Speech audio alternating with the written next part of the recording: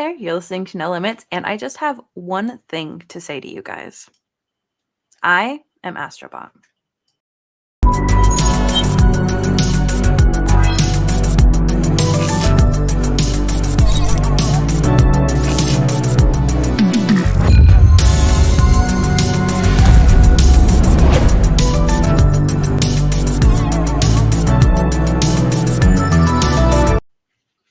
Hi again. Welcome back from the intro. Again, you are listening to No Limits, episode 109. Today I am joined by my co-host, Sam. You're listening to this. I'm Brianna. I didn't say my name. I'm Brianna. Remember, you can find the video version on youtube.com/SaveTheGameMedia, and then all of the podcast services. You can find the audio version. If you would like to leave us a review, that would be really cool.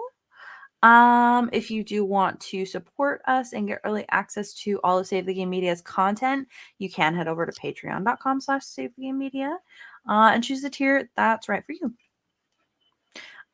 We do have our current patrons list. That is going to be Fabulous Brianna, Brianna's mom, Brianna's brother, Lindsay, Nikolai at Night, Cypher Primus, Brendan Myers, Marcus O'Neill, Lillian, Mimi J, David Hotwright, Dave Harp, the Xbox Expansion Pass, Alpaca Tom, Lee Navarro, Silicana, Ellery Woods Parker III, Shelby Massey, Chad, and Rick Davis.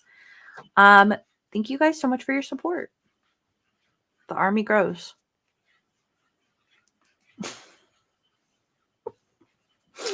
Sam, I have a question for you. And I know we usually go one place, and I promise we're still going the same place, but I'm going to change the question. Right. Have you played Game of the Year this week? You're goddamn right I have.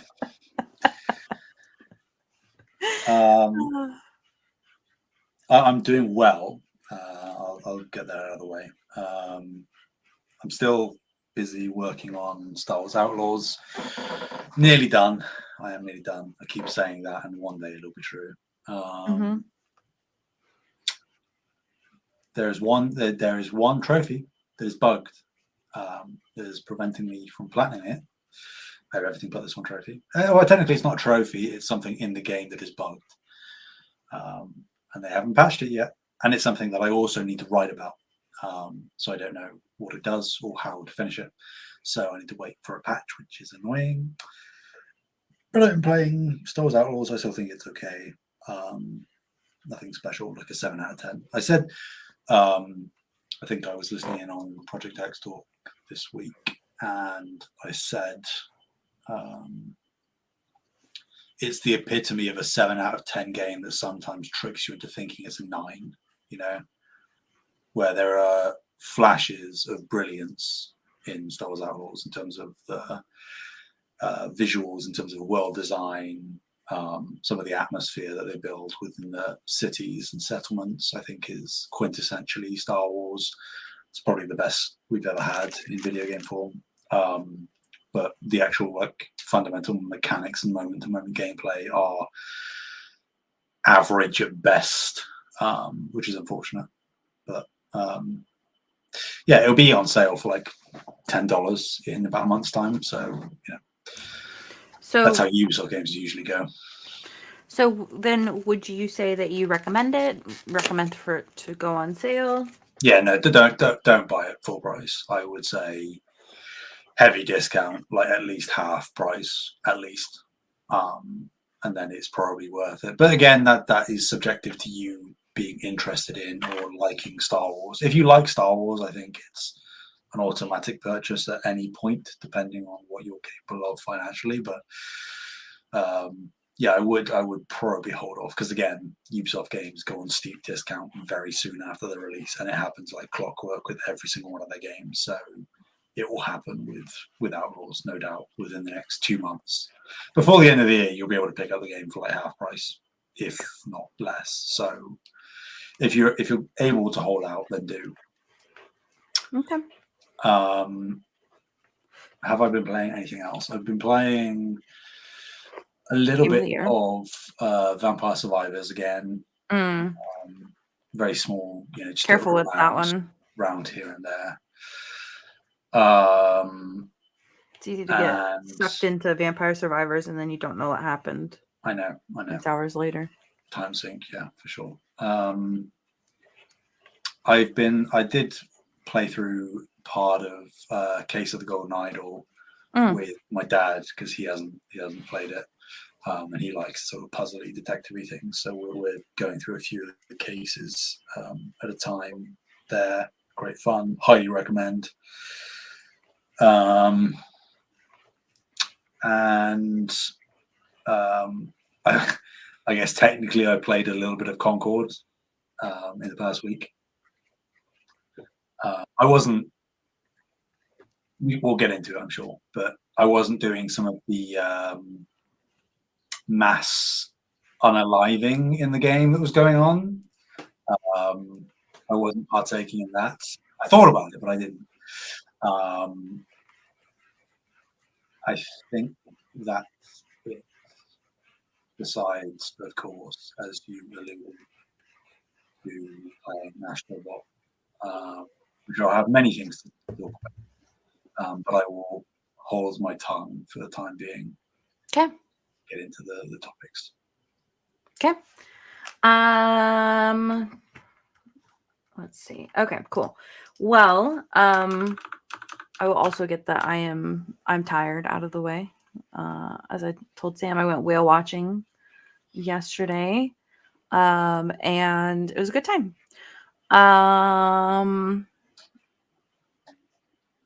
I have actually been playing a decent amount of video games this week. Well, decent compared to decent compared to normal weeks. I have been playing Elden Ring. I am on the last boss fight. I do think that there are some boss fights that I just didn't do. In fact, I know there are, because there were a couple of like dungeons that I got frustrated with in the main game that I just like left without beating the boss. So I know that there are some bosses somewhere in the game that I haven't beat. But for like the main stuff, as well as the DLC, I think about the last boss. There is a chance that I'll have one more boss to fight, but I don't want to change anything in the game before I finish this other boss. So I'm at I can't even remember his name right now. I'm at the very last boss of the DLC. This last week, thank you. There are too many close names. I can't handle any of it.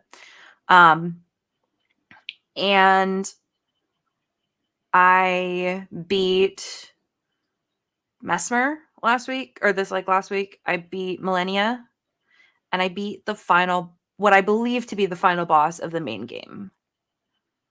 The reason I say what I believe to be is because there's like a doorway that's past him that you can go through, and I didn't do that because I was worried about like triggering like some sort of like change in the game or something, and I just wanted to go beat the other boss first, and then I'll go back. Are you talking about the lion guy? Mm-hmm.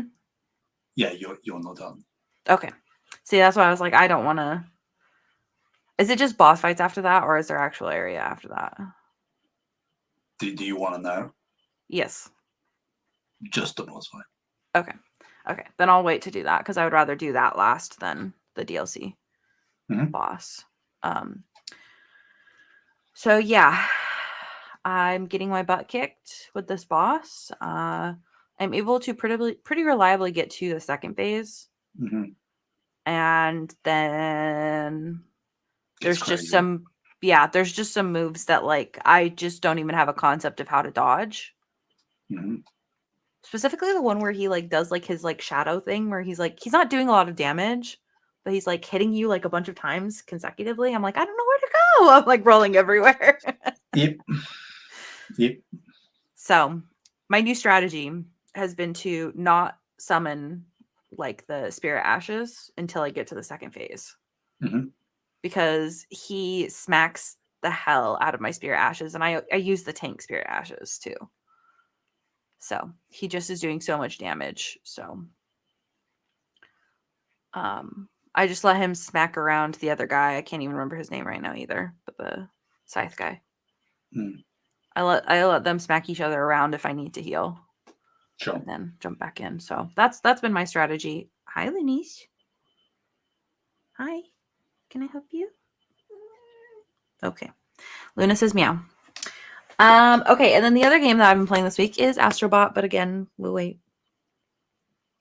So, before we get into like all the fun stuff, Sam, I wanted to kind of go down the path of us witnessing essentially history this week. On So multiple fronts. yeah. So Concord, as some people may have heard, and some people may have not heard, rest in peace. Concord has shut down.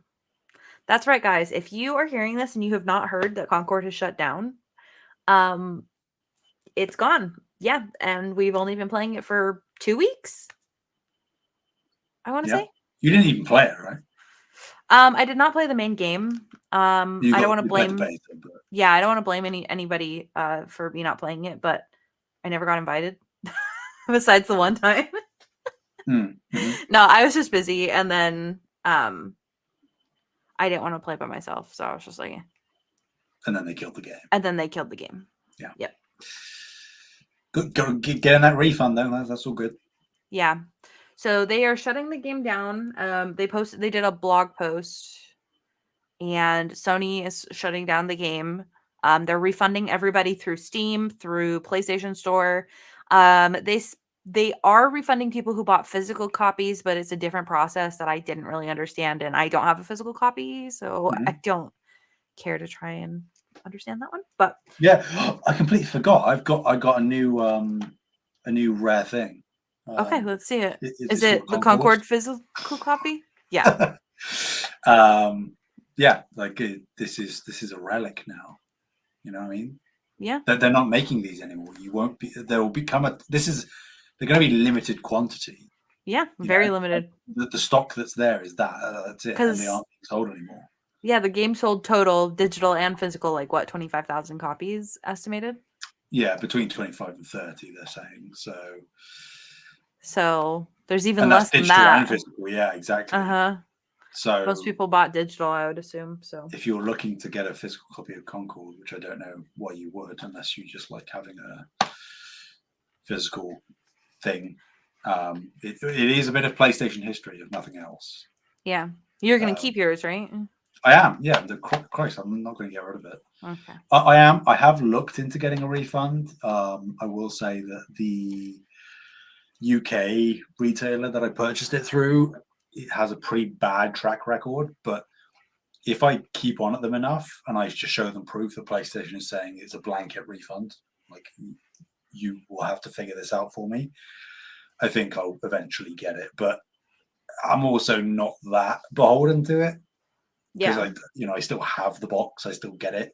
Like if it was a case of me having to return that, send it back somewhere to get the refund, I wouldn't do it. Yeah. So we'll see. That'll happen over the coming weeks, I would imagine. They said it would take up to maybe a month or so for all refunds to be processed, at least on the digital side. So yeah, I mean that's a lot of people to refund, even if it didn't sell a lot of copies. I mean, on the opposite end, it is a lot of people to process a refund for. So. Yeah, but I mean, people did the calculations, and that meant that like if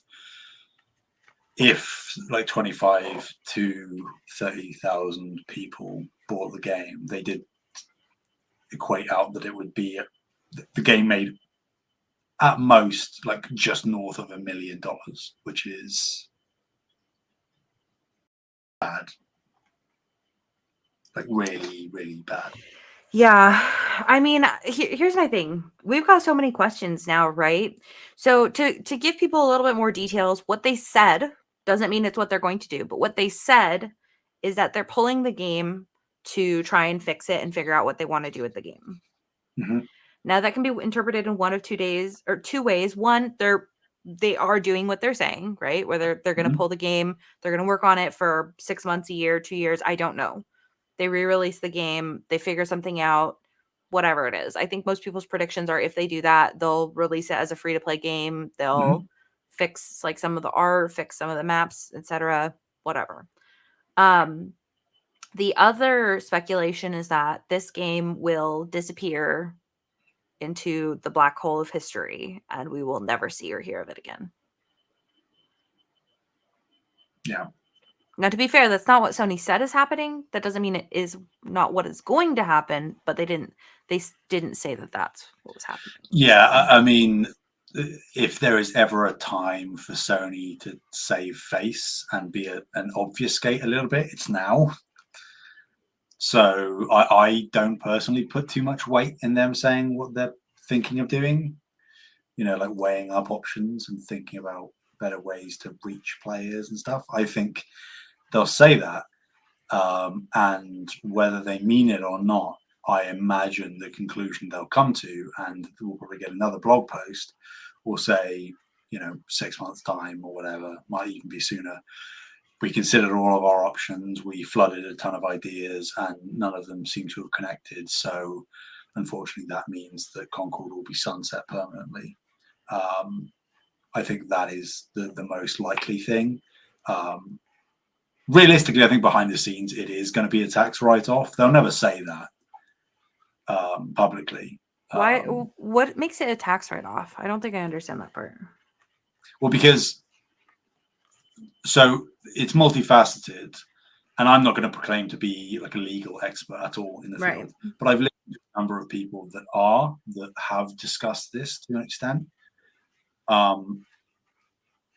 So it's obvious that Concord wouldn't have had the player base to sustain it long term, right? Right. And as with any live service multiplayer game, player count drops over time. You lose players. Right. So they had the really bad foundation of the 25,000 or whatever, and that will decline, and you're unlikely to gain new players in any meaningful degree. So it would have reached a threshold where the matchmaking would have been practically non-existent. You would have really struggled to find games in at least some of the game modes. And at that point, it does become, to whatever degree, a little bit unethical to continue selling copies of the game, digital or physical, if as a publisher, as a provider, as a developer, that you're giving the consumer a product that won't appropriately function. So in that sense, it does make sense for Sony to do what they've done, because the writing is on the wall. Like, you aren't really, even if it does claw back some momentum, it's not going to be anything sizable that would warrant the support required to keep that game going long term. Yeah. Certainly at the budget, and the fidelity that the game is at, it doesn't have like a cutesy art style that will mean making new assets for it is a little bit easier. And obviously there's no real in-game monetization, or there was going to be, but there obviously isn't anymore. And it's not a free-to-play thing. So you have the upfront purchase, and then that's it, really. There's no guaranteed way of monetizing your players beyond the buy-in, which was great, but with the player base that they have, obviously not great. So people are saying that it could be a tax write-off, in the sense that you obviously can't have something as a tax write-off if people have paid money for the product, right? Right. If you've released a thing, you can't then retroactively go, actually, no, we're going to close this down and write it off as a loss, right?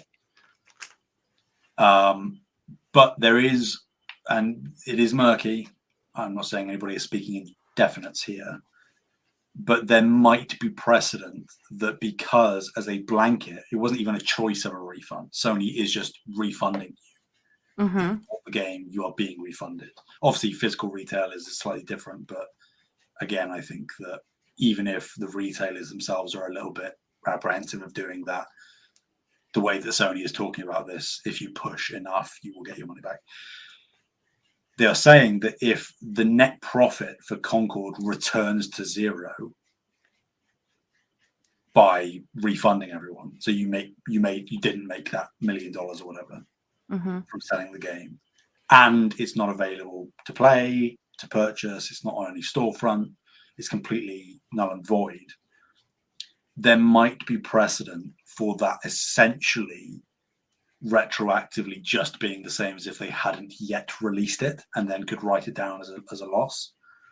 So you are just in the same way that, like, you might not necessarily know, but Hollywood has been doing this a lot recently.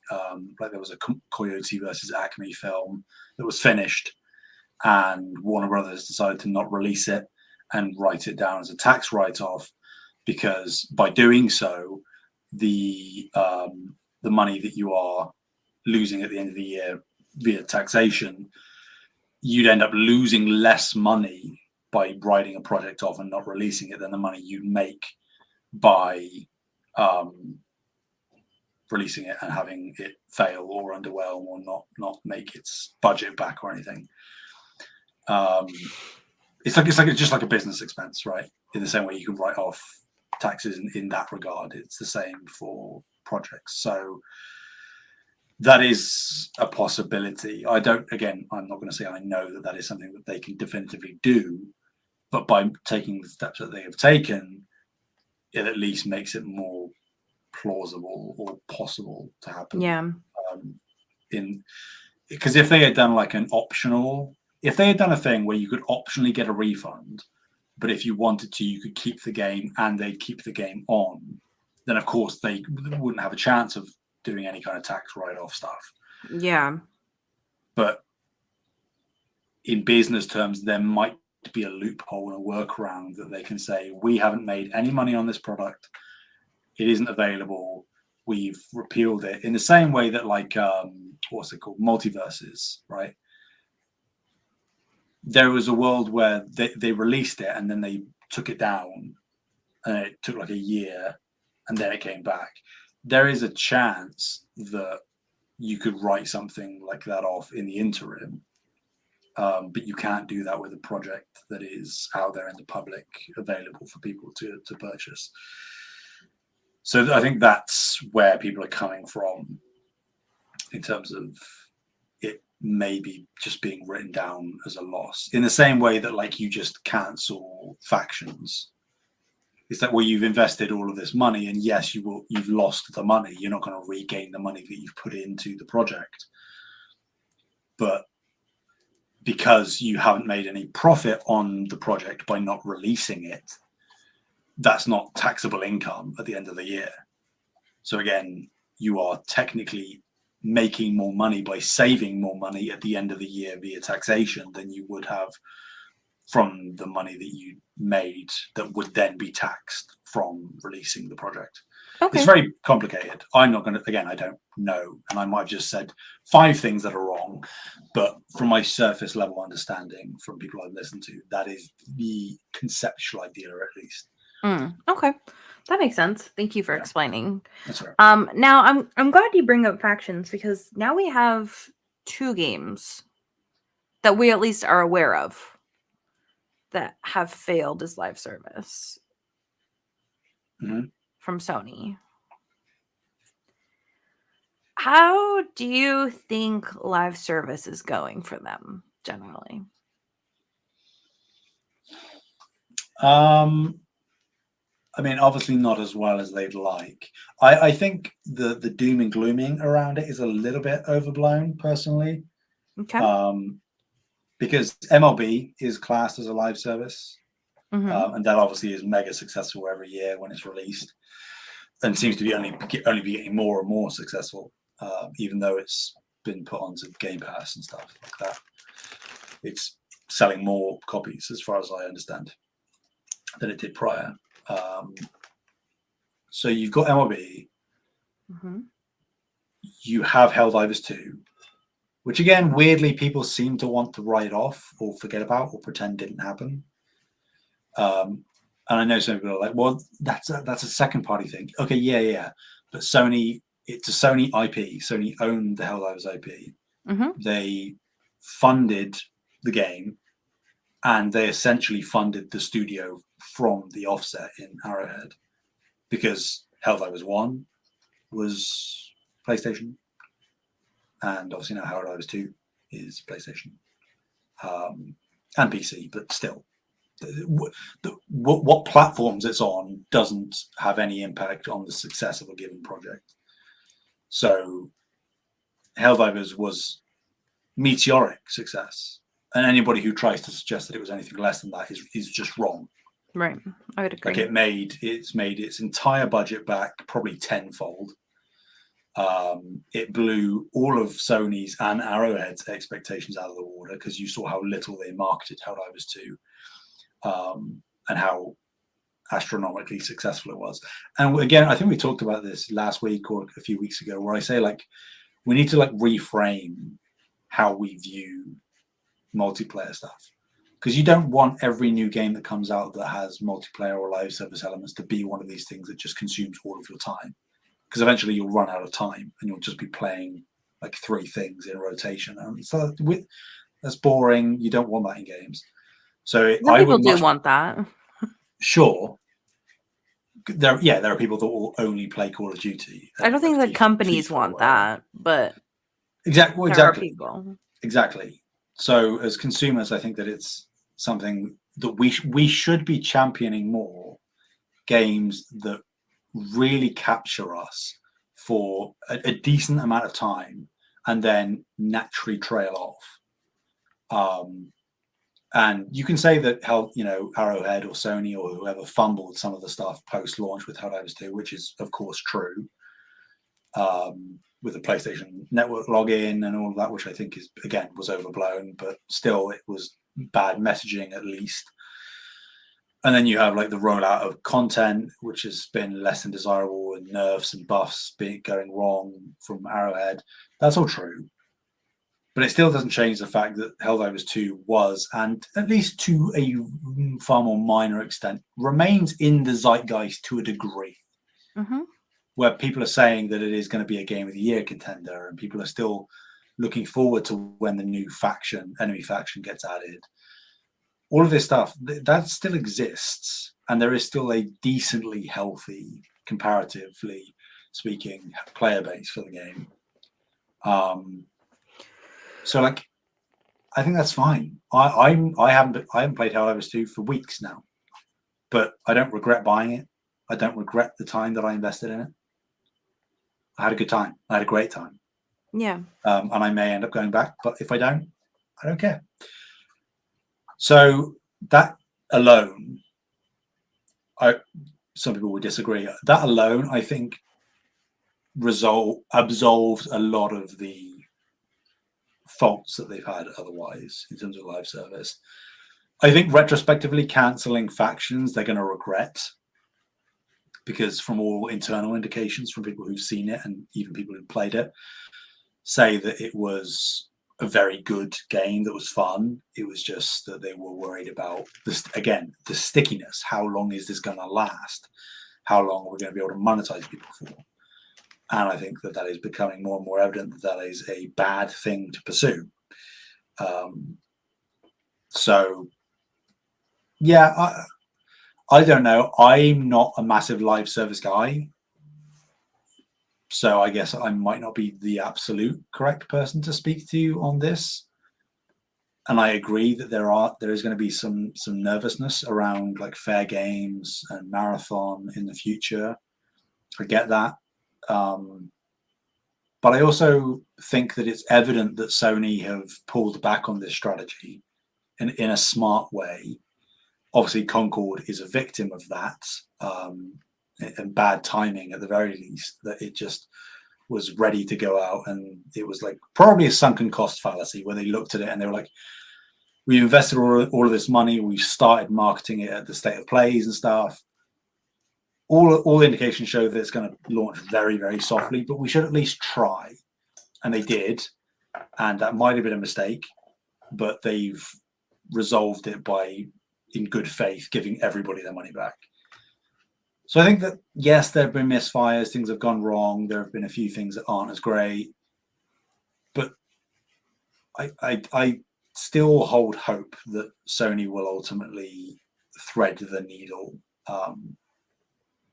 I think with things like Concord, they are doing right by the players, which I think as brutal as it was, I think what they've done with Concord is far more preferable to what like WB is doing with Rocksteady for Suicide Squad, where there is essentially nobody playing Suicide Squad, and yet they are still putting out the content and like fulfilling on the seasons and the roadmaps and all of this. And it's just you're just like, I'm sorry, you're wasting money and development time because nobody cares. Very few people are playing, and that's time and resources that could, in all fairness, be used in far better ways by just jumping into the next thing. And I think that Sony might have sort of cottoned onto that and been like, well, we could see through the seasons 1 and 2 that we put on the roadmap and the little teaser of season 3. But if people aren't playing and we aren't going to be able to monetize with our current model, and we're going to have to fund, you put in however many tens of millions of dollars over these next 6 months to produce that content that nobody's going to play. Is it better to just pull the cord now, cut our losses, and give everybody else their money back? I think that is preferable. What impact that has on Firewalk remains to be seen, of course. But I think that doing what they've done gives Firewalk potentially, you would hope, a better chance of just, again, cutting their losses, cutting the cord early and saying, yep, this one didn't pan out, on to the next thing. Rather than just continually essentially throwing money down the drain in trying to make Concord something that it probably will never be. Man, I really do feel like, and we've talked about this, so I don't want to repeat myself too much, but I just feel like it's such a bummer because Concord was a good game. Yeah. I don't think it was like the best game ever, or, like certainly not. Doing crazy things with the genre or anything like that. It was a good game. And I don't think that, I don't know. I think that my heart just really breaks for the devs because it just has to be so disappointing to work on something for so long and have it just like taken down like this. Like I can't even imagine. And I will say, you've just like that just sparked something. I don't know if we clarified this. There's been a lot of scuttlebutt going around that this was in development for 8 years. That's not true. Because the studio only really formed 6 years ago. So which means they would have had to prototype for at least a while. Exactly. So realistically, and I'm not coping, I'm not trying to defend, I'm just trying to clarify. Realistically, the game was in development for just shy of 5 years, which again is a long time. And obviously it's sort of down the drain regardless, but it's not 8 years. And people were saying like it's a $200 million game. That is also wrong. The budget, as far as I understand, was probably just north of 100 million, which again is bad to have lost that money, no doubt. Not coping for that, but I'm just saying that it's not. Again, there's so much dooming and glooming and dogpiling on Concord, rightly or wrongly, and most of it wrongly, I think. That it is worth just setting the record straight. Yeah. That if it was 8 years and $200 million, that would be like atrocious for what's happened. But it is still a long dev cycle, but it's not 8 years, and it didn't cost Sony as much money as people are saying it did. Yeah. So one of the things I kind of want to get into here. So we have a question from Tom, and I kind of want to connect it to something here. So Tom said, who's to blame for the failure of Concord? The lead designers for not seeing the issues, or Sony for presumably having faith? And I kind of want to tie this into what do we think is going to happen to Firewalk now? Yeah.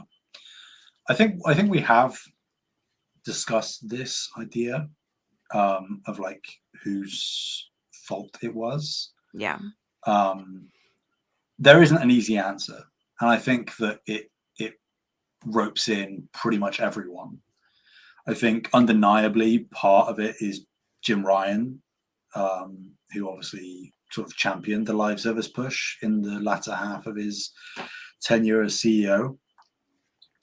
Which again, in the same way that people will say, well, Phil Spencer fighting to buy ABK made sense back in 2020, 2021, when it was quarantine and everybody was at home and profits were through the roof and all the stuff was going up. Yeah. So I can understand why Jim Ryan at that time would greenlight a number of things in this avenue that could just be money sinks. Obviously, the time it took for some of these games to come out, it's sort of biting him in the ass now. Mm-hmm. But Jim Ryan is to blame, like whether it was a smart idea at the time or not, in the same way that Phil Spencer is to blame for the ABK thing sort of fundamentally restructuring Xbox. Like it's a good idea regardless, but it has consequences. Mm-hmm. And these are the consequences for PlayStation. So Jim Ryan, I'm not going to pin anything on Herman and Hiroki Totoki and Nishino. I can't remember his first name, the other half of the CEO prong. The way too soon of them coming into positions that could you argue that Herman could have been like, nope, we're just going to stop it before the game comes out? Sure. Yeah, but I think you could also argue that that would be like an overstep for somebody so new and stuff like that. Exactly. And because live service, certainly in this sort of modern realm where live service has become a term, PlayStation haven't forayed too much into it. Mm-mm. And again, context matters.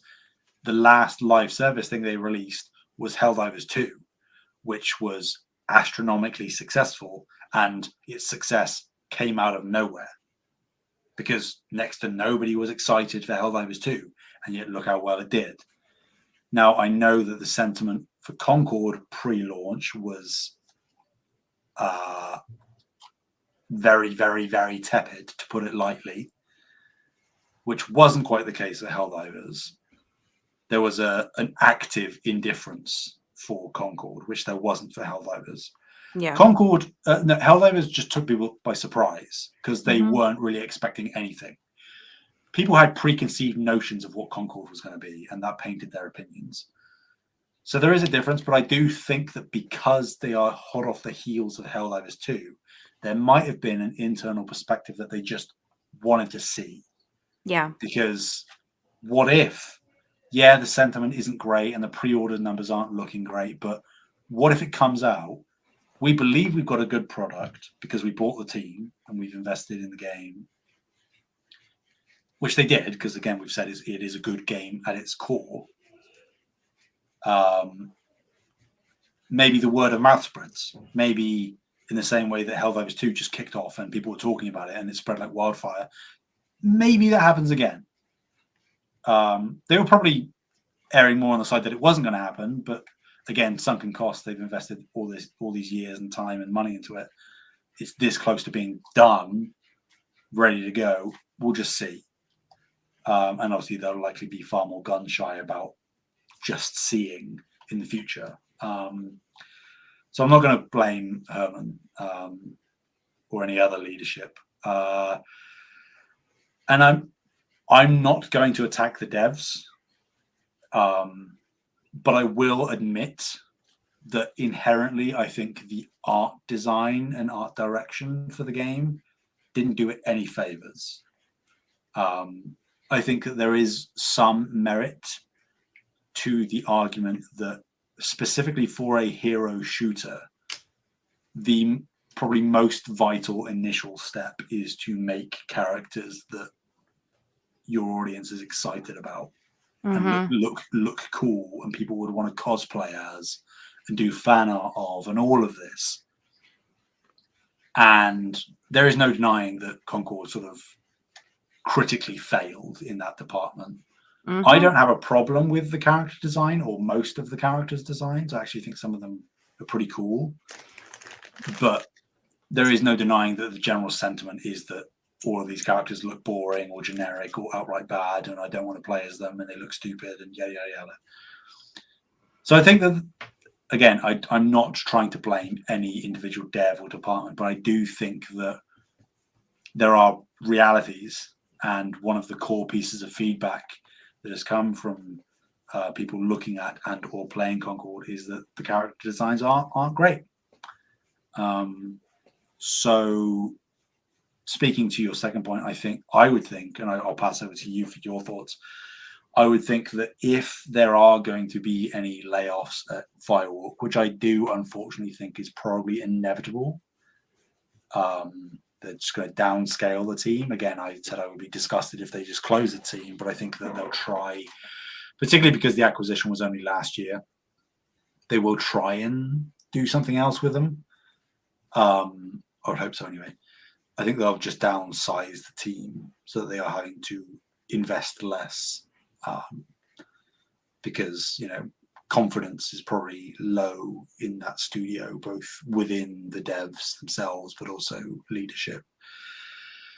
I would imagine if there are layoffs, it would probably be in those kind of departments, because I think, again, all the gameplay side of stuff is solid. There weren't really any complaints about that.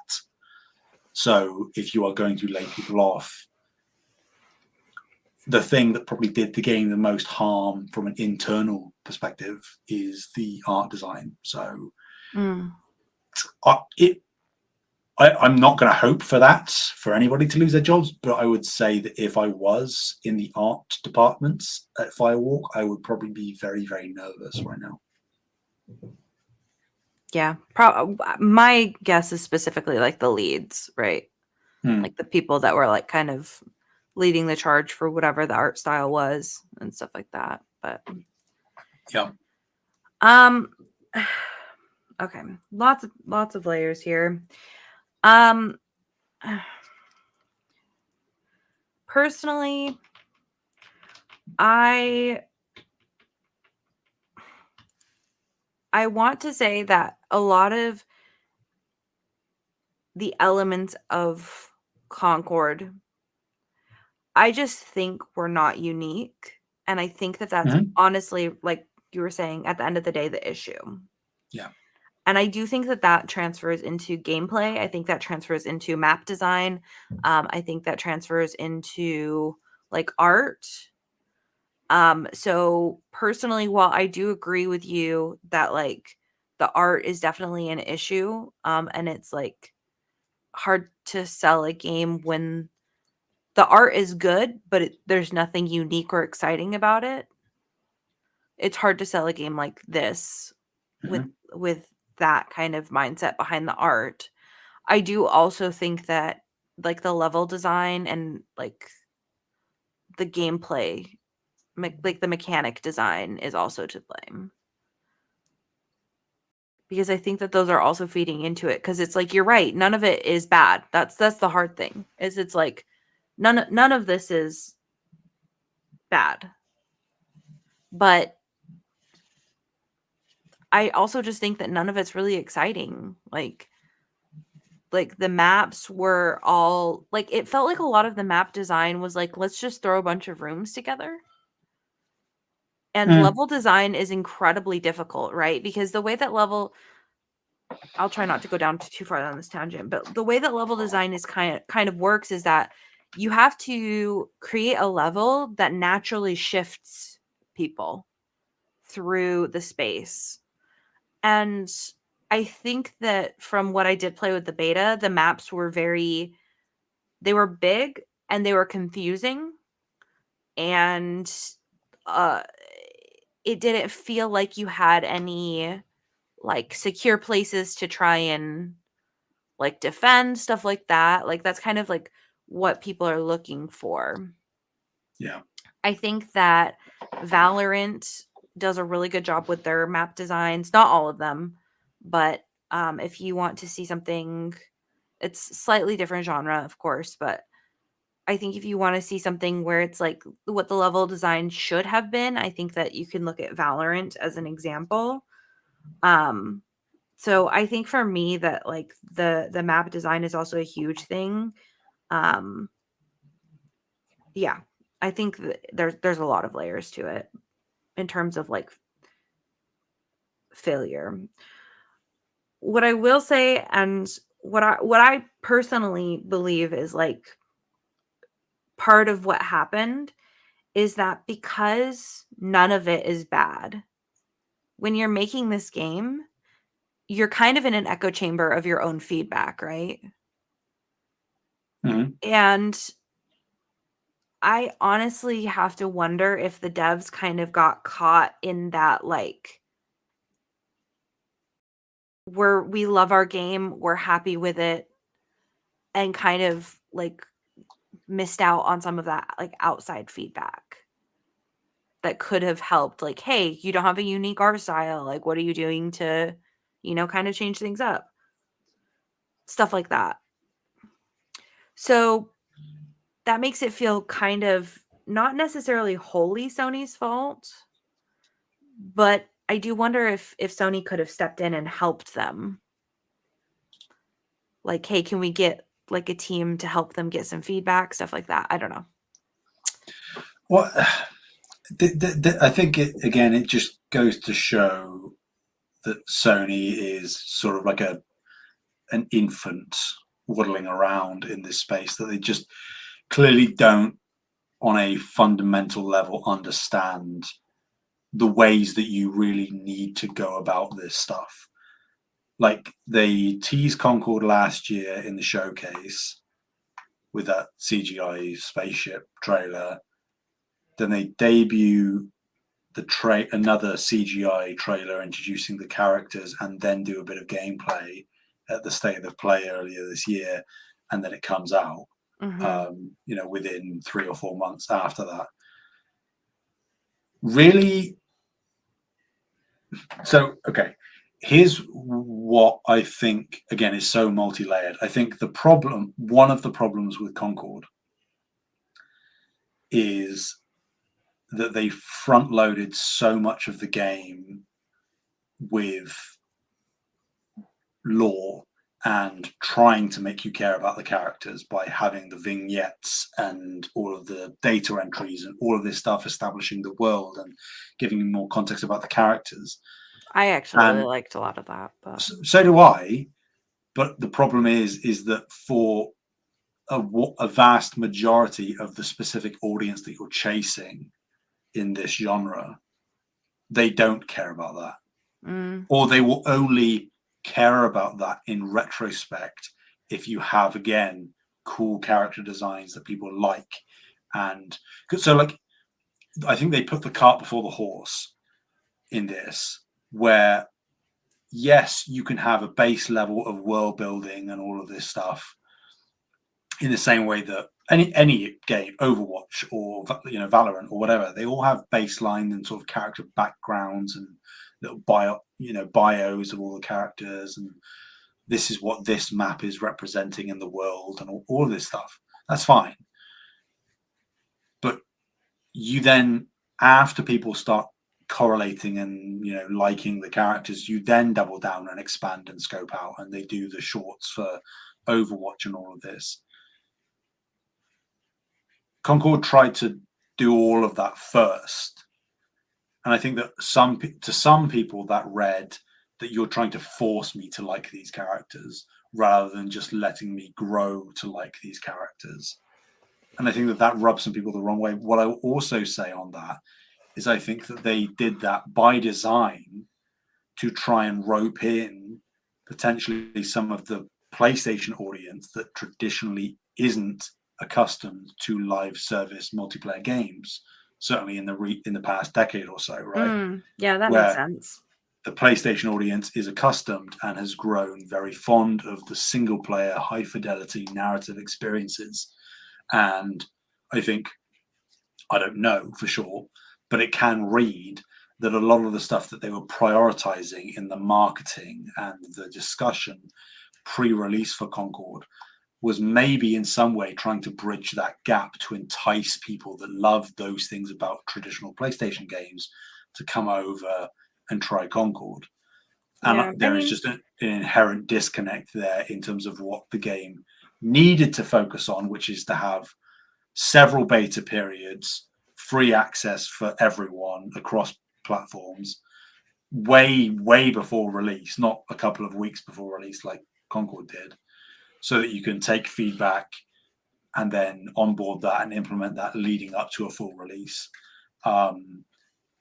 They were just sort of trying to it might have been, again, the sunken cost, sort of like, let's just get this out regardless of what happens.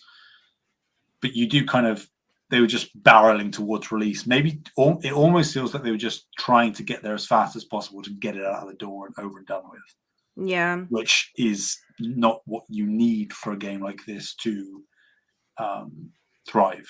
Yeah.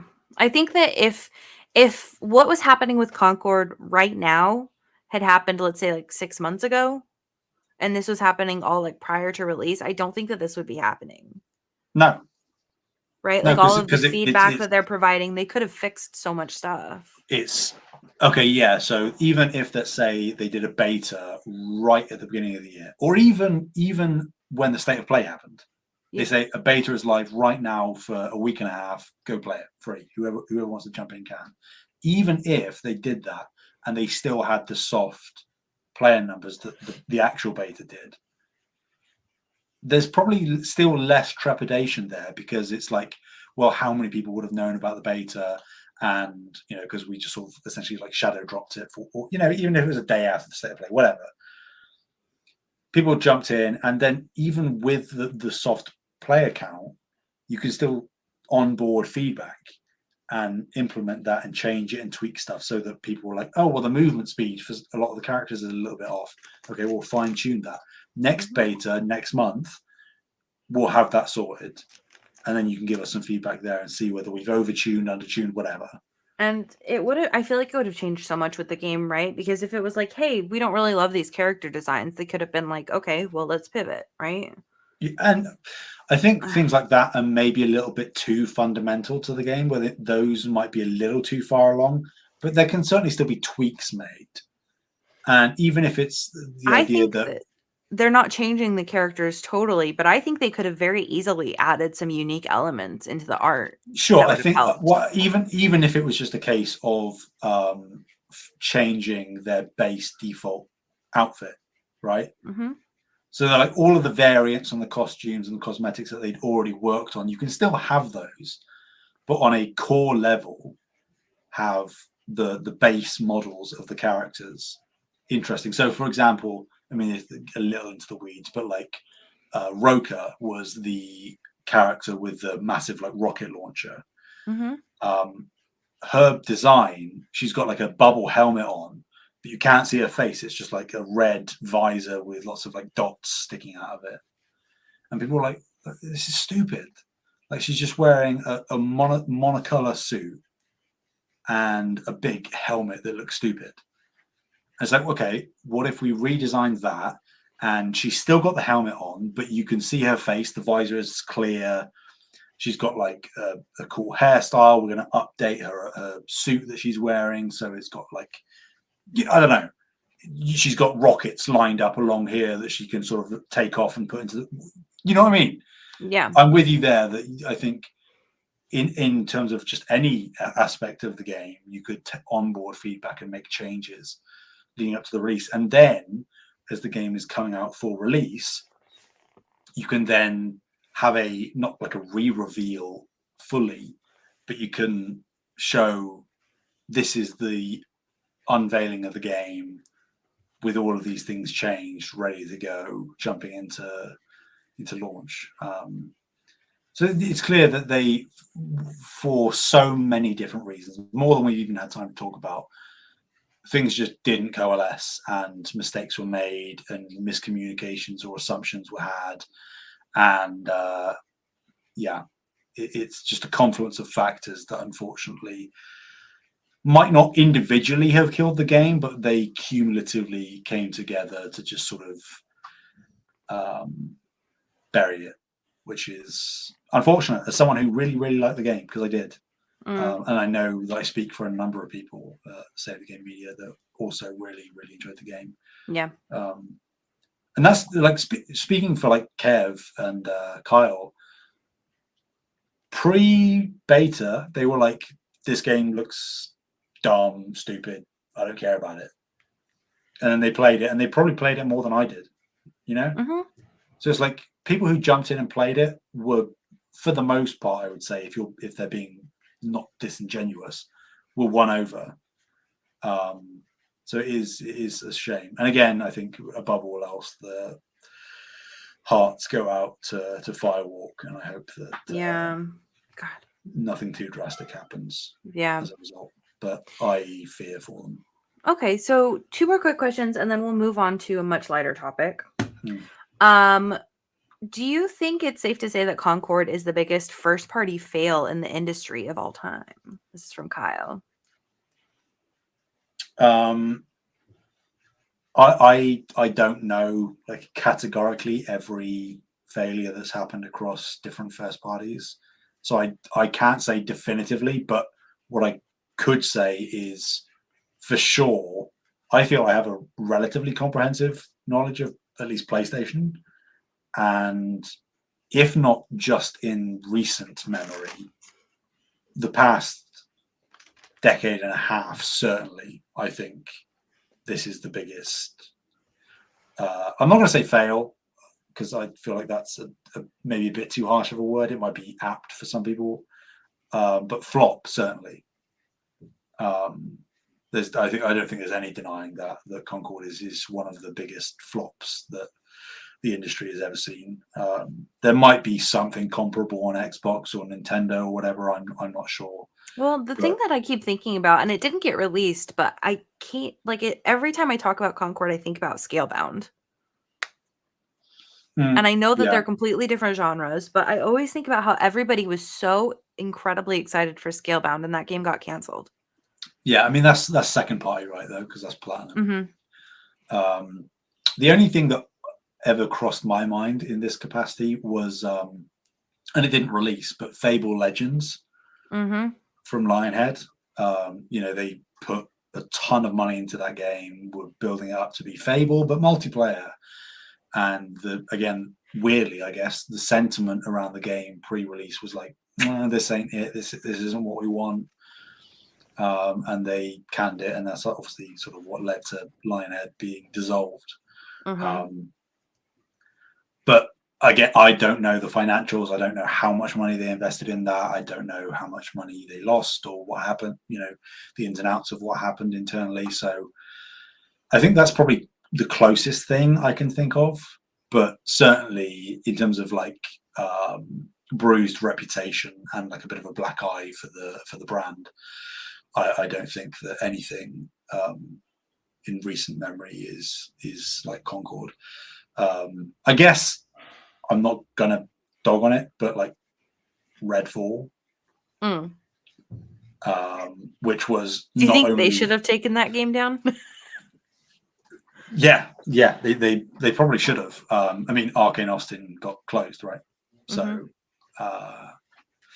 and that was because they were trying to update Concord for a number of months, and then they tried to staff up for another thing down the line when their reputation was already bruised, and probably a lot of people didn't want to work at Arcane Austin because they just put out Redfall. So yeah, like I think that is probably pretty close as well, because they put out a broken game that was bad, and sold it for $70. And that killed the studio. So I think that's close, because Concord, again, wasn't full price, and they refunded everybody who bought the game, and they pulled it off before anybody was able to invest into microtransactions or anything. So I would maybe in some capacity argue that Redfall is worse and more of a black eye, because Xbox allowed that game to release and it was bad. You can say, can you still buy it? As far as I know, yeah, because they implemented an offline mode, right? Okay. They just aren't doing any of the updates or DLC for it, obviously, because there aren't any devs left to work on it. So you could say PlayStation allowed Concord to be released, but again, Concord is a good game. It just didn't find an audience, and that is very different to what happened with Redfall. Yeah. But again, I'm not trying to defend Sony here. There is no denying that Concord is a critical flop. There is no getting away from that. Okay. And then let's see. What do you think the future holds?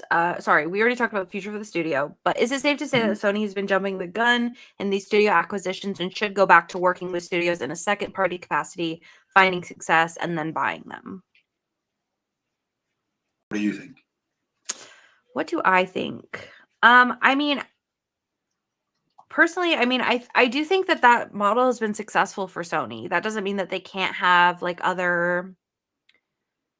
That doesn't mean that they can't do something like this again, but I do think that this is kind of where they've been finding success, right? Like I think that my guess is one of the next acquisitions. I cannot remember the name of the devs right now, but the people that made Stellar Blade, that would be a really good. Thank you, Shift Up.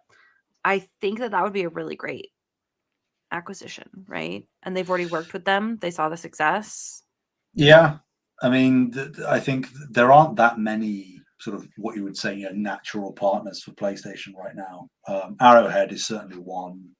I would agree that Shift Up is clearly another, especially if you're trying to establish yourself in the Korean market, which PlayStation are very obviously keen on doing. I think it might behoove them maybe to have a studio in the region with an IP that is obviously burgeoning and very successful. Yeah, so I think undeniably they rushed acquisitions, Bungie included. But I, at the same time, I can't blame them for doing it because, again, not dogging, but when you have Microsoft buying multiple publishers, 2 publishers essentially in as many years, the behemoths that they are with megaton IP,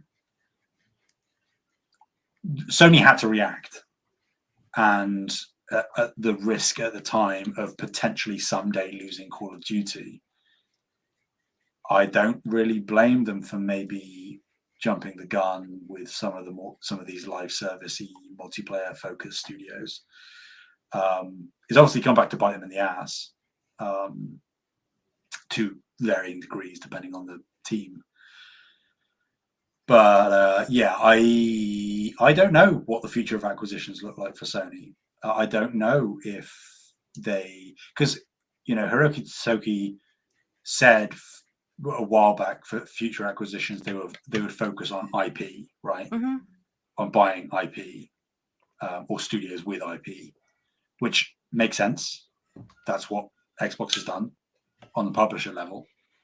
And then Hiroki Tsutoki just within the last week and a half said that Sony in general, not just PlayStation, but Sony in general, as a company, doesn't have enough original new IP that they wholly own and built from the ground up. So I don't know, because one thing suggests that they might go after bigger things, not necessarily publishers, but publishers would certainly be in that chasing IP thing. Because you buy Capcom, you get Resident Evil, you get Street Fighter, you get yada yada yada, or you buy, From Software or Remedy or whatever, you get all of these IP that are either super popular or becoming more and more popular. And then the other one where it's like original new IP that you grow from the ground up, that is speaking more to what they've done in the past, where they fund teams for a number of years over a number of projects with new IP that is exclusive, and then they bring them in-house after successes, like they did with Housemarque and Blade Point, and the list goes on. So I don't know. I really don't know. I'm surprised. Well, I guess I'm not surprised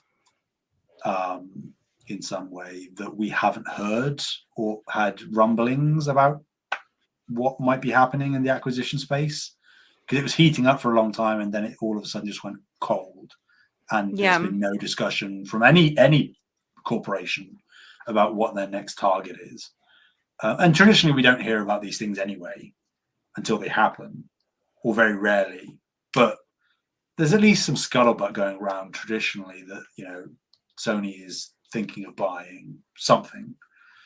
or like the next Sony acquisition will likely be announced within X amount of months or something. There's usually that kind of discussion, but there's been nothing for a long time. It might be just because of the shift with like the leadership and stuff like that. Maybe. I also think that like the economy right now isn't great globally speaking, and hasn't been for a while. So that Games probably industry put isn't doing great either. a Like stop. not in terms of money, but games industry isn't doing good in terms of layoffs. Yeah, and I also So, again thinking about what happened over the pandemic in terms of expansion, yeah. rapid expansion across the board. Yeah. These corporations might be a little bit gun shy about, again, potentially jumping the gun with something else. So Sony is in a very strong position right now, which I think benefits them in the case that they can't, in the same way that Microsoft or Xbox can, just buy things offhand with cash. They can't do that. Mm-hmm. So it helps Sony that they are in the market leading position right now, where they will still find the success with what they have that buys them time to maybe, again, more organically, naturally over time, grow out these things and then acquire teams. But I don't know. This could be, for all I know, in 2 months' time, we could have heard about a massive studio acquisition for Sony. I don't know. Yeah, who knows? But the proof is in the pudding, right? Like everything they've done in that more organic, natural overtime thing, that's where they found the most success consistently, like almost without fault. So you would assume the data tells them that is probably the smartest choice. It's just whether they have the time in the space, with Xbox clearly not done with acquisitions. Do they think they have the time to do things as they have traditionally done them? I don't know. Okay, cool. All right. Well, I think that's everything that I wanted to kind of cover and the questions we had for Concord. So my suggestion would be that we move to Astro Bot. Are you ready? Mm-hmm. Yeah, I'm ready. Okay, so you guys, I want to start with spoiler-free stuff. So we're just going to be talking about general impressions of the game, and then we'll warn you, and we'll go into spoilers as far as I am in the game because somebody else has platinumed the game. I'm not going to name any names here, but somebody here has platinumed the game just recently. So, Sam, do you feel like you are Astro Bot? I am Astro Bot. I mean, I've heard it so many times that I feel like I've become Astro Bot at this point, you know? The box for this game is so cute. I don't know whether you can see that, but you've got all the little Astro Bots where the disc goes. And then they got the little folder, which you never get with games nowadays. No, but, not anymore. I miss that so much. You fold it out and it's got like illustrations. It's like a comic. Oh, that's so tells cute. you all of the controls of how you do everything. And I don't know whether you've seen this. I did say that this is what the physical edition came with. But you've also, it folds out into a... That's so cute. I love this so much. poster of the ship with all the little Astro Bots doing stuff. But yeah, like, just if this doesn't sell you, I don't know what does. Yes, but to get back to your point, sorry, I did have to show that off because that's just the cutest touch. Yeah. What are your just like general, like spoiler-free impressions of the game?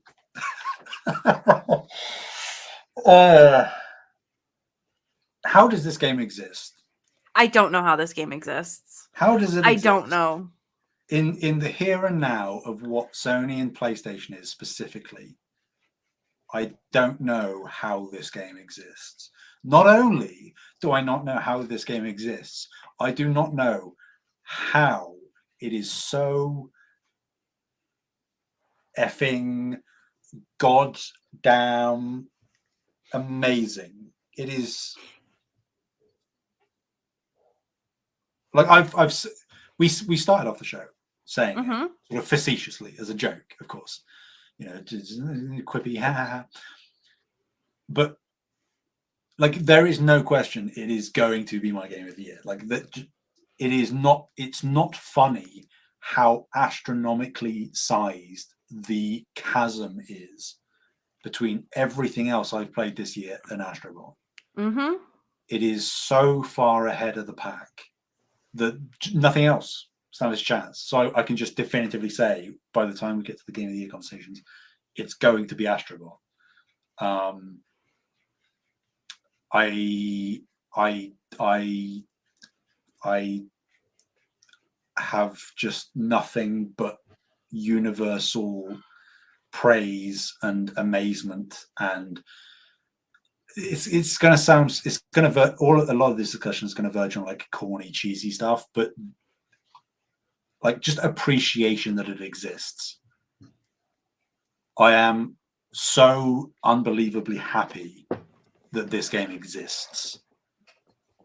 That Sony funded it and made it happen, and that Asobi executed on it. It's so much of the discussion from various reviewers and stuff and outlets and journalists has been like, it's just magic. It just is. We don't get these games from PlayStation anymore, and we haven't for a very, very, very long time.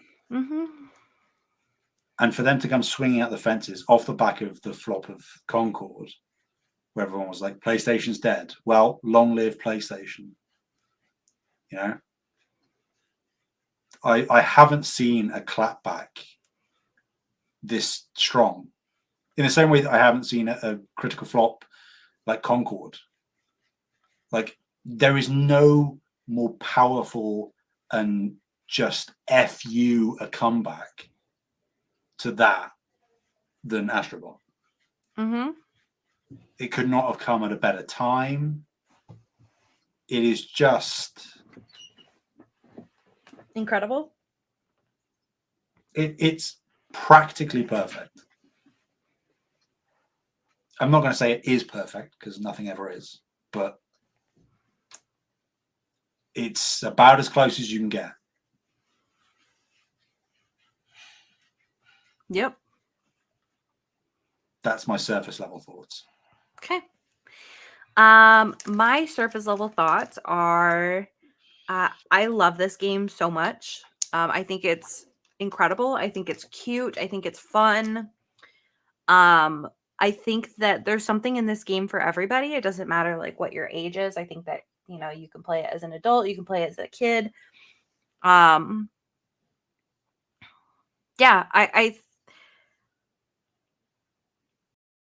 I think that this game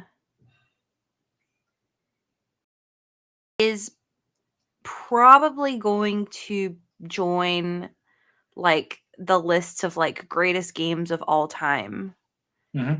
Because of the way that the art style works and the design of the game. I think this kind of makes it one of those like classic games where I just don't see how this game could age poorly. Yeah. I think that this game is so good. I think everybody should play it. This is not one where I'd say like wait for a sale. Don't wait. Play it right now. Give them their money. I really recommend everybody play it, even if you don't really play games that often. I think that you'll still have an incredible time. Yeah, I think that this game is so fun and like just honestly pure fun. And I think that there's a lot of joy in this game. That it's kind of hard to like escape that joy. So if you need just a little injection of pure joy into your life, this is the prescription. Yeah. And like, just to relate it back to Concord, the idea that if you're about sending corporations a message and you're being like, well, Concord flopping, that's sending a message to Sony about, you know, what we want from them, or that Concord isn't what we want. Well, on the flip side of that argument, if there is a game from Sony to support right now, it's this one. It's Astro Bot. Because trust me, as somebody who has 100%ed it and seen everything the game has, we want more of this sort of stuff from Sony. So the more people that support this game, like feverishly support it. Don't wait for sale. Again, go out and purchase it. It's not full price. It's 60, not 70. I know that is negligible to some people. I would have paid 70. I did pay more. I got the collector's edition, so. Well, technically, I did as well because I bought the edition. digital upgrade separately. Yeah. I would have done that, but obviously they don't do that for the physical version. So, do you kind of wish that there was like an expensive collector's edition now? Because I do, like something with like a little robot statue. It would have just melted my money because I would have had to have bought it. Yeah. But I am sort of relenting the fact that I don't have something Astro Bot because I feel like I'm being sacrilegious by not having something of him. Because I think, without hyperbole, this game does really, I think, cement him, Astro Bot, as possibly the new face of PlayStation. I really hope he is. Like, honestly. And I know that like Kratos and all of that are going to be synonymous characters. I know that Ellie or Aloy or whatever, I get it. But for the brand, for the mascot, for PlayStation as a brand, as a mascot, exactly. There really isn't anything better than Astro Bot. So, yeah, I sincerely hope this game does unbelievably well. Obviously, critically, it is automatically in like amongst the greatest games of all time discussion. And I only hope that does translate to sales, because if there is a game that deserves to be bought and supported, it is absolutely this one. Yep. I really cannot recommend playing this game more. I do have to show you guys, just because I was really excited about Astro Bot. I played it for 3 hours. My nail appointment was the next day. So I got Astro Bot nails. So we have his little face on one of the nails here. And then we have like the hard eyes face on this other one. You can't really see it because the red isn't very bright. But I went and got his little face on my nails and like the colors. So I was very excited about this game. It's really good. Let's see. Is this a question?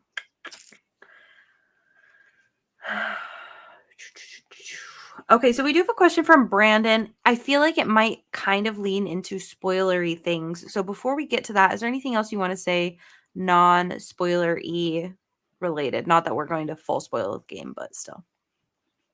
I'm gonna make. I want to make a joke because it has tickled me since I've thought about it.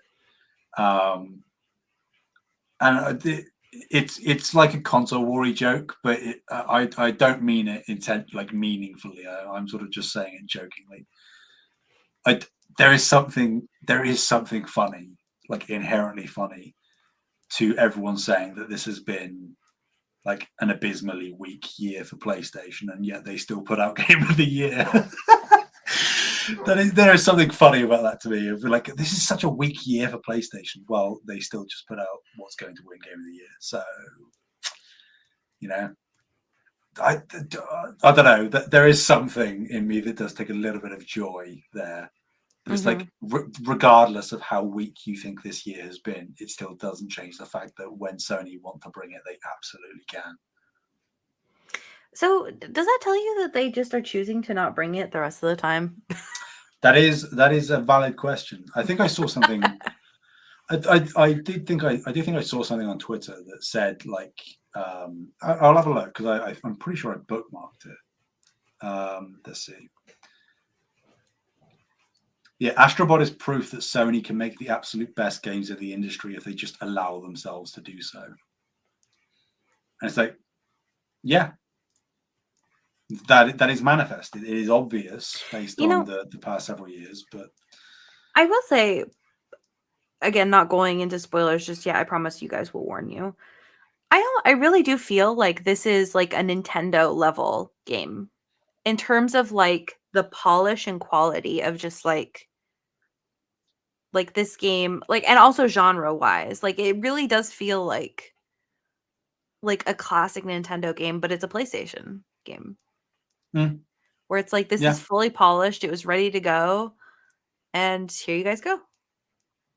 Well, and just in terms of platformers, it's innovative and it never sticks with one idea too long, and it's constantly throwing new things at you, new level design, new visuals, new mechanics, new power-ups, new cameos, new all of this stuff. Yep. And it as someone who's seen it all, it just doesn't stop. It just keeps going. It just keeps giving you new things, right up until the very end. And again, that is something we don't see from PlayStation. And a lot of the critical commentary from reviews have said it's the best 3D platformer ever made outside of Mario. And even then, it is pushing up and challenging some of the best of Mario. Yep, I would agree with that. And that's not meant to be a confrontational, conflicty thing. It's just true that Asobi have come out swinging for the fences, essentially with their first full, proper game. And they've made something that stands toe to toe with the very best platformers ever made. Yep. I definitely agree with that. I will say, I think a lot of this is also on Asobi. Like, I don't think it's just like, oh, hey, like Sony, like when they want to, can make games. I think a lot of it is Asobi. Yeah, all of the credit, like 99.9% of the credit I'm giving is funneled at Asobi. I'm still happy, and proud is the wrong word, but I'm appreciative that Sony decided to back it, as an IP, as a concept, and to fund the game and everything, to let Asobi cook. Because if they didn't, then we would never have got it. So there is some merit there and credit to give to Sony, but it is Asobi that have executed this and made it happen. Just for funsies, do you know? I don't know if you've Googled it before. If you just know, do you know what Asobi means? Play. Yep. So, which is a very apt name. And I think that's really fun because I think that's what they're doing. They're just having fun. Yeah. And not only that, but like a credit to them, they're 65 people, which is a very small team, realistically. Small team. And it took them 3.5 years to make the game. So if there is some degree of blueprint that PlayStation want to follow, not necessarily with every team, of course, but with some of their teams, where they could maybe splinter their studios a little internally and have multiple teams within a studio working on some smaller projects here and there. I really feel like this is not that small of a project. You know what I mean? In comparison to the next Naughty Dog game, which is taking 6 to 7 years to make and hundreds of millions of dollars and 400 plus people. There is a world where you can splinter a team within Naughty Dog, or, Insomniac certainly do that already, but Guerrilla or Santa Monica, and do something slightly, again, comparatively smaller to the big 30, 40-hour open world blockbuster stuff that they do. I think it's manifest. Astro Bot is a 94. It hasn't dropped the critical quality and none of that stuff that PlayStation prides itself on the polish, on the quality, on the critical reviews, on the inherent sort of registering of big main stage IP. Astro Bot does all of that, and they did it with a fraction of the budget and a fraction of the team. And now, obviously, some of that magic is going to be inherent to Asobi, of course, but I'm not sure that it isn't replicatable on some level with some of their teams that want to do it. I'm not saying to do these things in lieu of the big blockbusters that we love, but I think that there is some kind of middle ground where we maybe don't, with every single team, have to go all in on a massive thing. We can scope a little better and maybe allow some more passion project-y type things to happen. Yeah, for sure. There is Listen, scope for that, I think. I'm already ready for the next one. I haven't even finished. You're goddamn right. There is a void within me now that I finished it that I know will not be filled. I'll play it again. I'll just play the game again.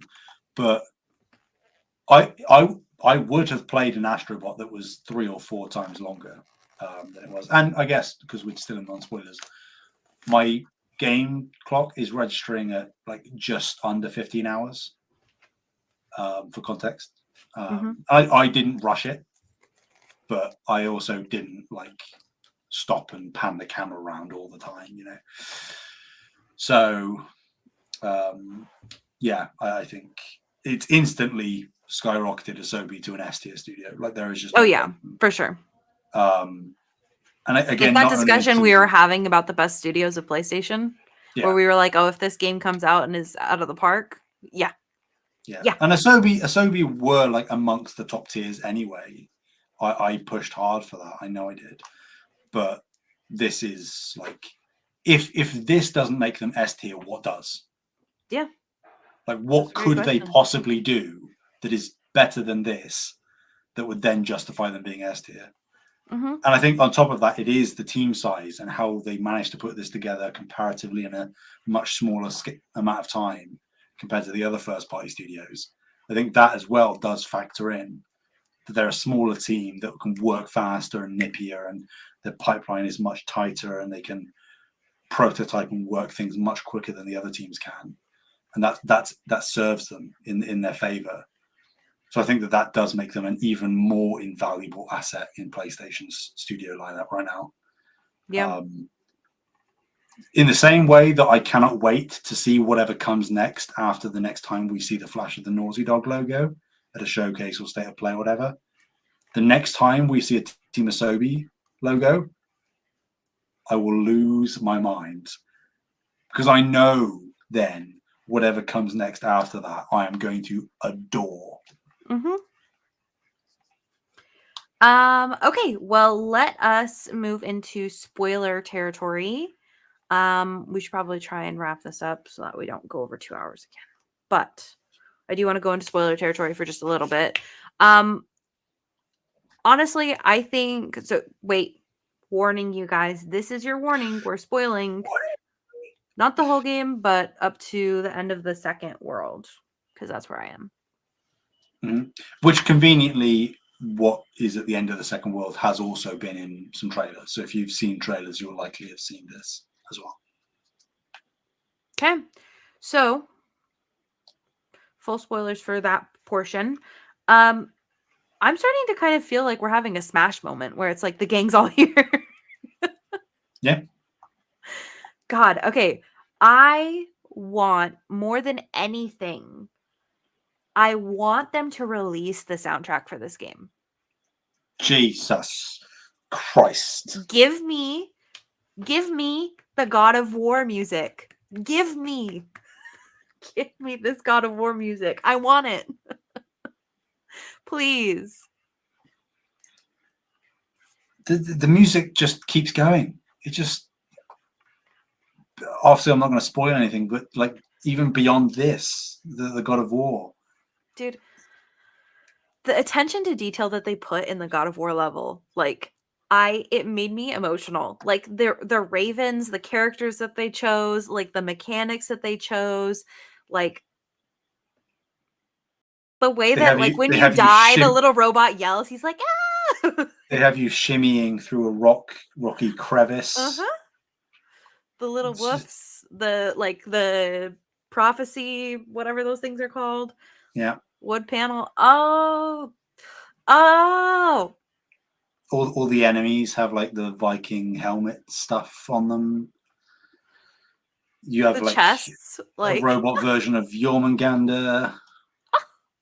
Dude, I was screaming. I was like, no! He's so cute!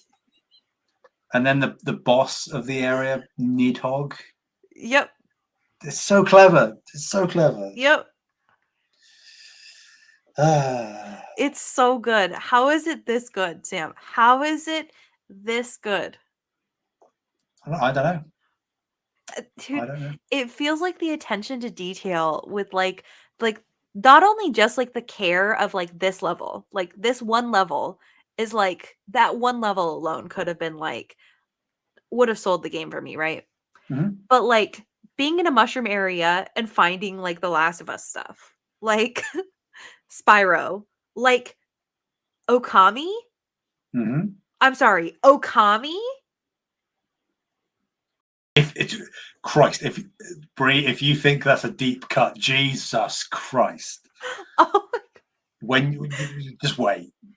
Sam, I cannot tell you how much I played Okami on the Wii. I loved that game with my whole heart and soul. Mm. And to see Amaterasu again, like I was blown away. I was like, And how did all of them who did they have have to unique. pay? All of them have like unique animations when you interact with them back at the crash site. Uh-huh, but you have to unlock that, which is super freaking fun. Yeah, yeah. Loved that. The heart door with what's her face? Like from Resident Evil. I was Hmm. like, that's so stupid and so cute. I'm like, I cannot wait to see who else. Like, I'm so excited for whatever the next like level is. That's like the next like thing that's like God of War kind of like that kind of level, or it's like Yeah. the fully themed level. Cannot wait Hmm. to see that.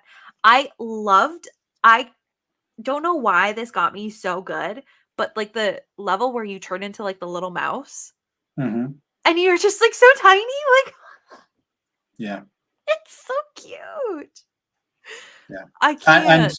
like, I guess technically this is a spoiler, but like, that's the only time they use it in the game. They're just like, Really? Oh, I we love that we mechanic. we implement this mechanic, and it's so fleshed out, and the level design is so excellent. And it's just like, yep, we're going to do it in this one level, and then you're on to the next thing. And See, there are I things want that there are less of the mechanics that other you haven't mechanics. seen. There are other mechanics that you haven't seen yet that they implement that replace those kinds of levels. Mm. They just keep doing new stuff.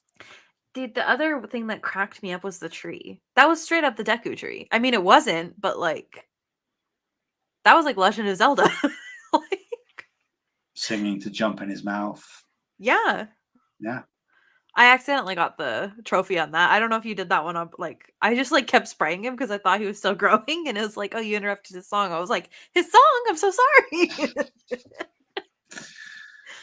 So I Yeah. tried drowning him Yes. on accident, but Sounds about right. Yeah. oh, so good.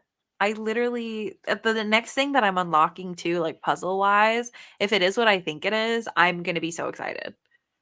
What do you think it is? So I've unlocked two of the puzzles. So I've got Mhm. like the machine and I've got the like changing your ship, Yeah, like your yeah, the little controller. Yeah. controller ship. Um the third one I think is going to be changing what Astro Bot looks like. And if that's the case, I'm very excited because I want to change how Astro Bot. Not that he's not cute default, but it's just fun, you know? Yeah. Maybe that is what it is. Maybe it is. I couldn't say either way. I will say there are some characters that I know I don't know who they are. Oh, And for it kind sure. of bums me out because I'm like, I want to know who this is. And Yeah. there's some characters that the one that's really getting me is that there are characters that look so incredibly familiar. And because it's so out of context, I can't place them. Interesting. You know, where I'm like, this person looks so familiar and I don't know who this is. And even Huh. reading the little description doesn't help sometimes. So I might end up sending you some pictures like, do you remember this person? Yeah. Like, I mean, there are certainly some that I don't know at all, but they are very like super deep cuts. yeah. And there are some that I have managed to sort of at least discern what game they're from based on the descriptions. But and also I guess what other characters they're near on the crash site, because typically they're close to one another. Not always the case, but they're Yeah. traditionally sort of allocated spaces depending on the game. But yeah, no, feel free because I think I sort of managed to deduce most of them. Okay, cool. There's one in particular that's really bugging me because he looks so familiar, so I'll for sure send that one. Dude, the other one that got me, like the Katamari Damacy, I was like, oh, he's so cute. He has this little ball. He just like Yep. put it around. Have you been rolled up by it yet? No, you can get rolled up by it. Oh, I'm gonna go over there. I'm gonna punch him. That's how you get them to move. Yeah, it's so. Is there anything that can like really make you feel this happy? That comes I don't around know. that often, you know? I don't think so. Just pure joy. And again, like we talked about it, it's sort of I could, on a business level, understand this game going to other platforms, Switch or PC, but there is something lost there, and I think that there is an argument that can be made that it is like a fundamental core part of the game that you lose. I think that it would be for me. I think that Switch doesn't make sense. I think it does, like in terms of like the kind of gameplay it is, but I just don't think that this would be the game to port to Nintendo. I will say I think it's okay on PC because I know a lot of people that used to have console gaming have now moved to PC gaming, and I think that makes sense for me. Sure. Yeah, I think it's more just like we were talking about the other week of the DualSense. You could argue isn't like super pivotal, but I think that it makes up so much of the experience that I do think it's much less pivotal than Playroom. Interesting. From the mechanics that I experienced. Well, so Playroom has a lot of very specific mechanics with like the touchpad, with like the way that you move the controller and stuff like that. And that's not to say that they don't have that here, but I've found that Astro Bot is a lot easier to handle the controller because it's like there's less going on with the controller.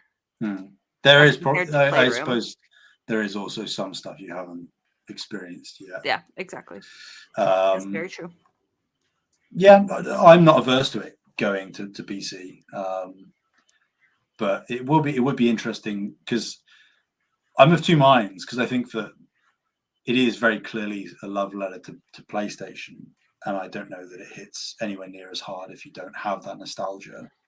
Yeah, but also the genius of it is that even if you took all of the PlayStation stuff out, you still have a excellently made, super high polished, visually gorgeous platformer. Like the PlayStation stuff is the icing on the cake. It's in no way fundamental to the experience. It's almost more of like a sideshow thing. I feel like it's a reward, right? Because it's like if I go into this level, I'm going to see some characters and I don't know who it's going to be. Sure. And that's kind of exciting. Sure. But like, even if, I guess the point I'm making is all of the levels in the game, I guess with the minor exception of like the hero worlds, like the God of War one, all of the bots that you rescue in all of those levels could just be bog standard Astro Bots, and it wouldn't change the game at all. Outside of the hero levels, which are obviously themed around PlayStation characters. But you could be rescuing 300 just standard bots, and the game would still function and play just as fun. It's just that the PlayStation references and everything is sort of, again, like the icing on the cake for the fans, and like the exciting, interesting, unique thing to point at. But the game on a fundamental core level is still excellently made and thoroughly enjoyable, regardless of whether the other stuff is there or not. Yeah. Okay. Well, I think we'll get to Brandon's question next week because we'll still be talking about Astro Bot. There's no way we won't. So we'll get to Brandon's question next week just because of time. Is there anything else that you wanted to say about the game before we do go? I will just double down. I'll just implore people to give it a go, to support it. Please buy this game. Please play this game. It deserves all of the money, and you will not regret playing it. And not only that, but I think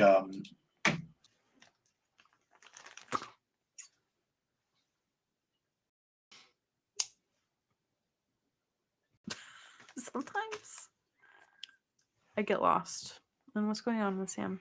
You know. There we go. sorry, Tom Nook just needed to break my knees. Yeah, that makes sense.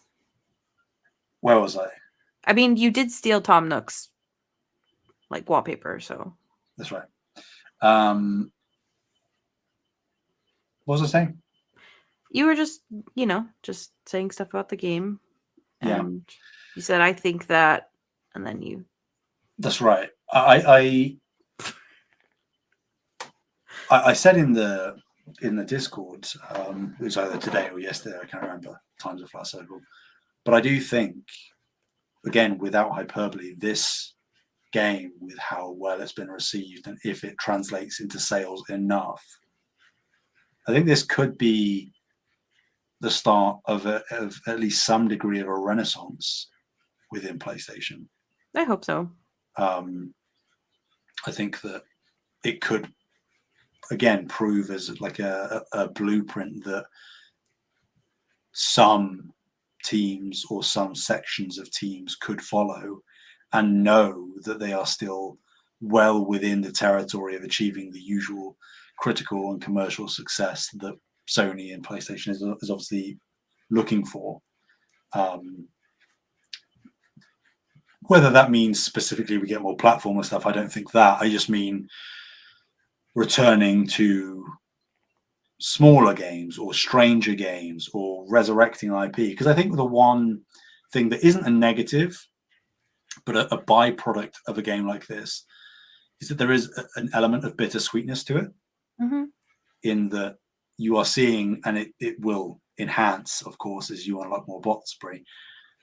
But by the end of it, and once you've found them all, you are seeing so many IP that we're obviously, or a lot of us are nostalgic for. But it's sort of like there's a twinge, a pang of sadness of like, I'm seeing these things and I love them, and it's almost making me want to go play those games again. And it's making me relent the fact that there aren't new versions of these games that I can play. Yeah. Like, why isn't there a new X or a new Y? Why has there not been a new this game in 15 PlayStation, years? why have you forsaken us? Indeed, it's sort of like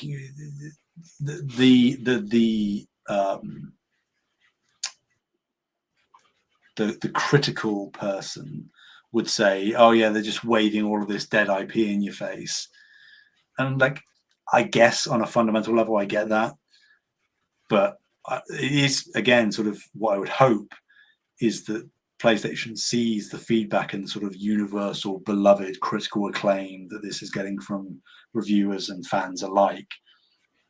And maybe they do think like there is some life here that we could, again, not place necessarily right out of the gate a massive AAA blockbuster 30-hour bet on. But what if we did a new, I don't know, Resistance. Well, sure. Just I off wasn't the going to say cuff. it. Just off the cuff, you know. Just if I'm picking a game at random. At random. You know, or like a Sly Cooper or an Infamous or a Killzone. Just what if we did a, 10 to 15 hour game in these different genres and just saw what happened? We don't have to fund all of this money in, because Astro Bot can very easily and will very easily make its money back and makes a profit. How much profit? TBD, of course. But can you just replicate that with some other IP and just see what happens? You don't have to put all of your eggs into one giant basket. You can say, okay, well, we need to maybe diversify the portfolio a little bit, venture into other genres. Because Herman Holst was in an interview post Astro Bot releasing over the past couple of days. I can't remember who it was with. It might have been the official PlayStation podcast. where he was saying, like, we are super thrilled with what Asobi have done. We're amazed at the reception. We love the game. We think that, PlayStation venturing into other genres is super important for us.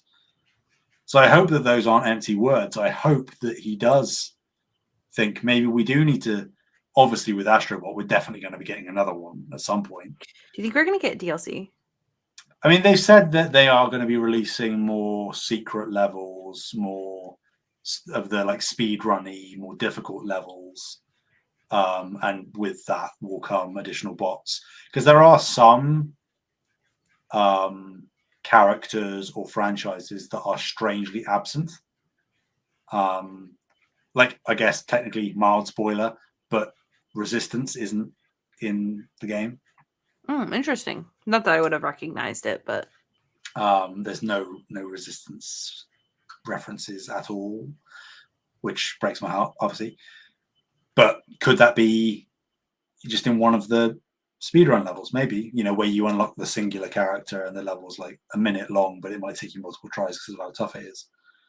Could you have one of those? Be a Resistance thing? Maybe.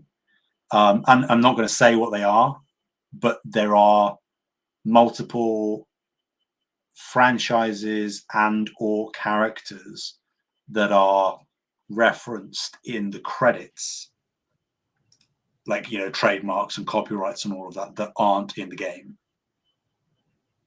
So that could also be an indication as to what some of these additional bots and franchises might be.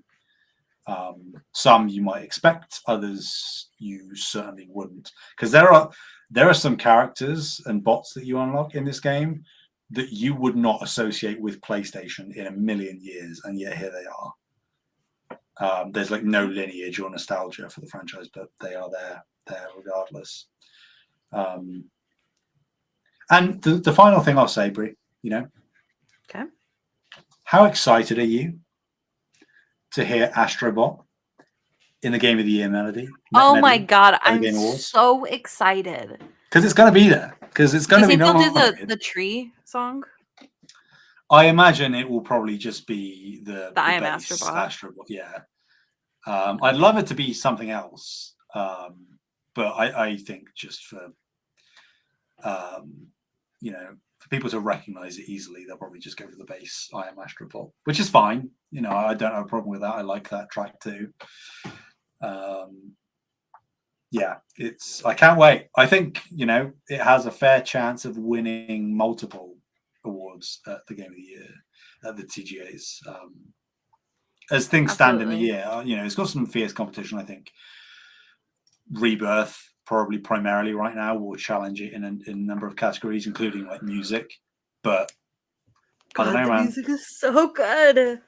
I don't know.